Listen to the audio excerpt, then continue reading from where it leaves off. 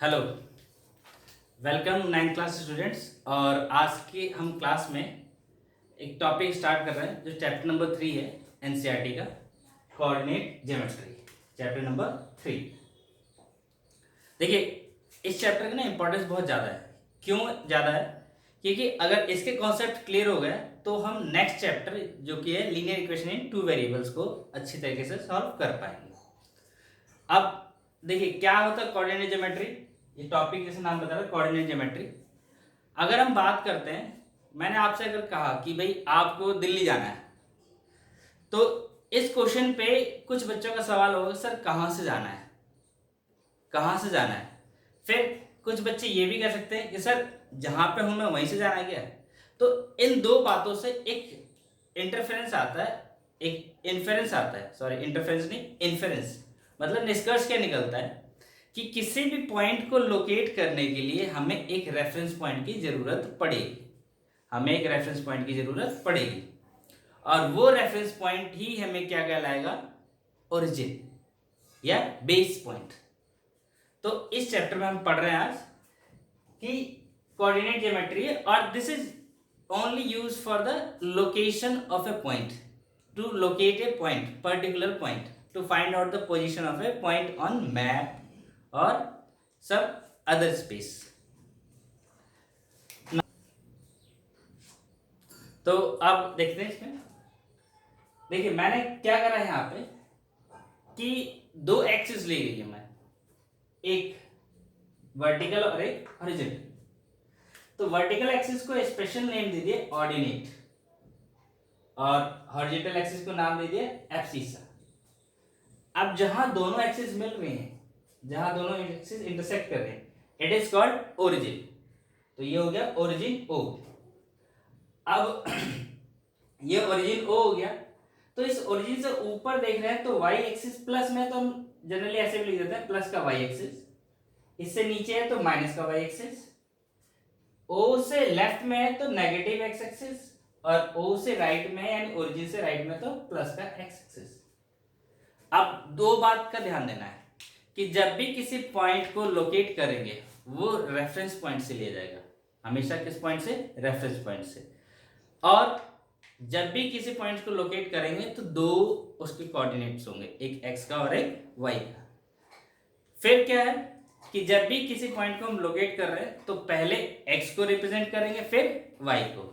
अब एग्जांपल में देखिए, मैंने देखिए कुछ पॉइंट्स लिखे, पॉइंट्स ए 2,3 -2,4 -2 -5 -3 एंड -2। तो इन पॉइंट्स को लोकेट करते हैं, ज्यादा बेहतर समझ में आएगा। देखिए पॉइंट ए को देखते हैं, 2,3 यानी ए पे हम बात कर रहे हैं तो 2,3 एक्स पे पहले हम दो मूव करेंगे, ये पॉइंट ए आ गया। फिर कितना, वाई पे 3, वाई पे 3, तो ये पॉइंट। तो जहां ये एक्स और वाई दोनों मिल रहे हैं, ये कोऑर्डिनेट कितना हो गया हमारा, 2,3, ये हो गया ए। सेकेंड पॉइंट की बात करते हैं, -2,4 यानी पहले एक्स आएगा, एक्स आएगा तो एक्स का -2 वाई का 4, एक्स का -2 और वाई का 4।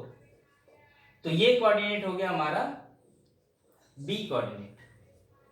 सिमिलरली सी क्या है, -2 और -5, -2 और -5, तो x पे -2 और y पे -5, y पे -5, ये -2 और -5, ये पॉइंट हो गया हमारा सी।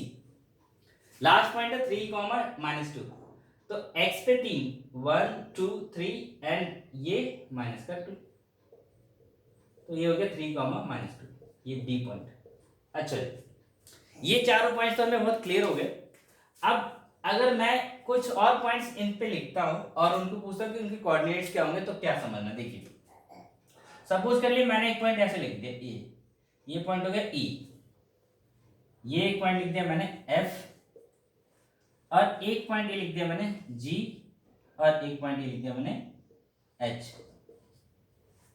पूछा गया कि इनके कोऑर्डिनेट्स बताओ। तो आप देखो, ई के कोऑर्डिनेट क्या, एक्स पे इस पॉइंट का कुछ भी मूवमेंट है, ये एक्स का कोई कोऑर्डिनेट है, जब कुछ नहीं है तो ये पॉइंट क्या हो जाएगा, 0, और वाई के कितना है, 1 और 2, तो ये हो गया 0, 2। एफ के कोऑर्डिनेट क्या है, ये देखिए 1 2 3 4, तो ये क्या है, एक्स पे तो 4 मूव हुआ लेकिन वाई पे मूवमेंट नहीं हुआ, तो इसका मतलब हो गया इसके कोऑर्डिनेट्स कितने होंगे, एफ के 4,0। रिमेंबर ऑलवेज हमेशा फर्स्ट को एक्स रिप्रेजेंट करना, सेकंड को वाई रिप्रेजेंट। तो ये एफ पे कोऑर्डिनेट हो गया 4,0। ऐसे एच को देखते हैं, तो एच पे एक्स कोऑर्डिनेट कुछ भी नहीं है, वाई पे -4 है, तो ये हो गया 0,-4। और जी पे क्या हो गया, -3 और 0, तो यानी हो गया -3,0। तो यही है हमारा पूरा क्या कोऑर्डिनेट ज्योमेट्री का। इसका सिर्फ यूज होगा हमारे चैप्टर नंबर 4 में, लेकिन अगर यहाँ पे समझ नहीं आया तो वहां पे आपको प्लॉट करने में मुश्किल होगा। चलिए एक छोटा सा मैं क्वेश्चन और पूछ देता हूँ कि अगर हमारा पॉइंट इसके बीच में है, ये 4 और 3 के बीच में, तो इसका कोऑर्डिनेट कितना बनेगा, एग्जैक्ट बीच में है, तो एग्जैक्ट बीच में मतलब 3 और 4 के बीच में कोई पॉइंट 3.5 आया होगा। तो इस पॉइंट को अगर हम कुछ भी मान ले, सपोज कर लिए आई मान लेता हूं, तो इसके कोऑर्डिनेट क्या हो जाएगा, 0,3.5। तो ये बहुत सिंपल सा टॉपिक है कोऑर्डिनेट सिस्टम में, जो कि हमें समझना है और 4th चैप्टर में इसका यूज करना है। एक चीज और कि अगर मैं आपसे पूछूं what is the coordinates of origin, तो x और y जहां दोनों मिल रहे हैं ये क्या है 0 0, तो कोऑर्डिनेट्स ऑफ ओरिजिन कितना है 0 0। तो this is all about the coordinate geometry. 9th class student, एक बात और कि अगर टॉपिक्स क्लियर नहीं है तो आप अगले टॉपिक को नहीं समझ पाएंगे। ये टॉपिक रिलेट करता है 4th चैप्टर से बहुत ज्यादा, तो इस वीडियो को प्लीज कंप्लीट देखें और समझें इसे। This is all for today's and thank you for this class. Thank you.